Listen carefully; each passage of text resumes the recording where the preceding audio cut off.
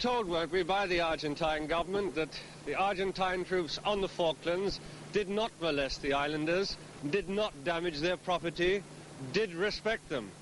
It didn't take the Paras long to find out how much of a lie that was.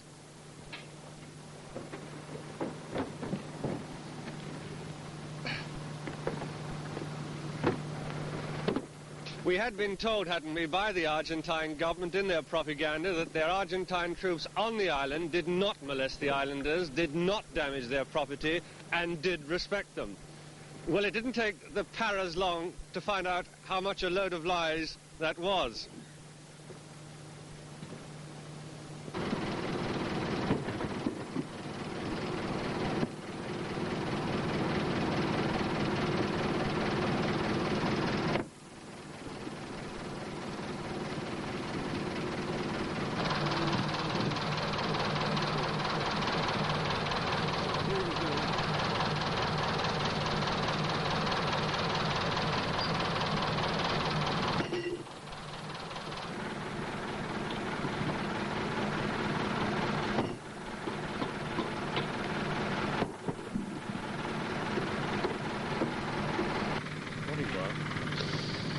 4 days after the Argentine garrison surrendered, and the village is still cleaning itself up. What seems to have appalled most of the villagers when they went back to their homes is the mindless vandalism and the slovenliness of the occupying forces. It's done nothing to make them look with any favour at all on the idea of becoming Argentine citizens.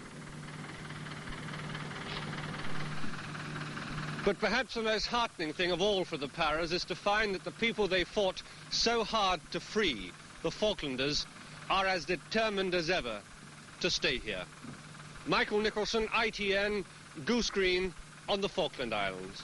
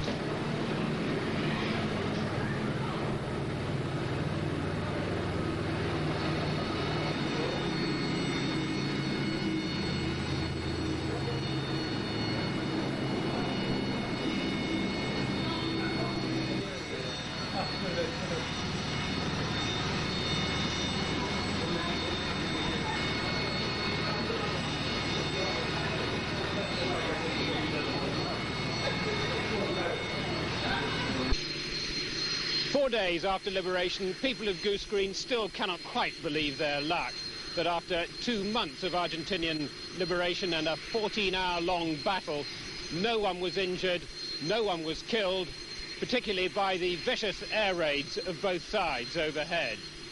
The battle was begun at night.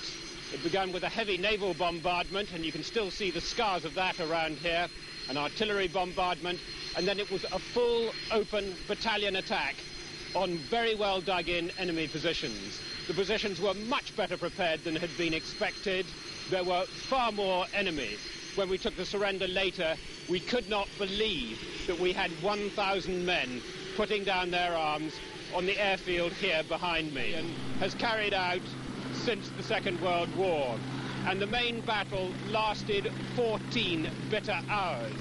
I was with the battalion main headquarters throughout that battle, and if we were within a few feet of being killed from shrapnel, from shell, from mortar, from artillery, very well positioned, we were close to that 40 or 50 times. Towards the evening, the CO himself, H. Jones, was killed in an act of almost foolish bravery. He was leading a platoon attack to free his 2 companies that had been pinned down for nearly an hour by heavy machine gun fire. And as he approached a machine gun position, he was scythed down. It was a message that spread throughout the battalion.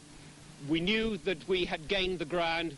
Goose Green lay before us. There were white flags put up by the Argentinians, though unfortunately in some cases the white flags were shown only for young officers and NCOs to go forward, unarmed, to be shot down by another machine gunner behind the men carrying the white flags. And then, as the gorse bushes around here flamed in the evening, the battle died down. 2 men carried Colonel Jones's body down on a stretcher, a soldier marching before, with the personal arms of the dead officers pointing to the ground. Perhaps the most poignant image of the whole day. But if Colonel Jones was the architect of this extraordinary victory, the architect of the delicately negotiated surrender was his second-in-command, Major Chris Keeble. He invited myself and a colleague from the Daily Mail, David Norris, to come up to the airfield here and to witness this almost bizarre surrender ceremony. The Argentinians insisted in doing it with dignity. There were political harangues to the groups of Air Force men and to the 800 or so soldiers, and then an ill-rendered national anthem, cheers for the Argentinian flag, and then some of these young men positively threw down their arms and their helmets with delight. And that was the end of the Battle of Goose Green and the beginning of the liberation of the Falklands from Argentinian occupation. Robert Fox, BBC, Goose Green, East Falkland.